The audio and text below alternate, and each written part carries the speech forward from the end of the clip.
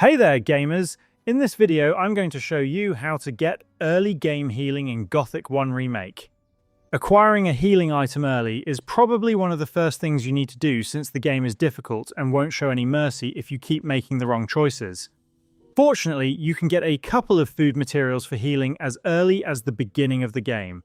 What you'll want to do is head down through this valley and continue past this gate.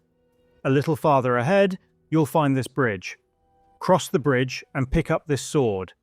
Now defeat the enemy here and loot the body.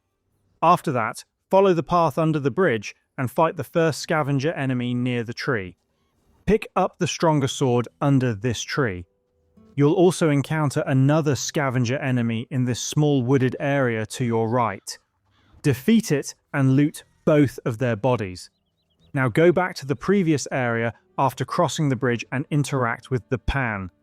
Here, you can cook all the food we collected for some early game healing.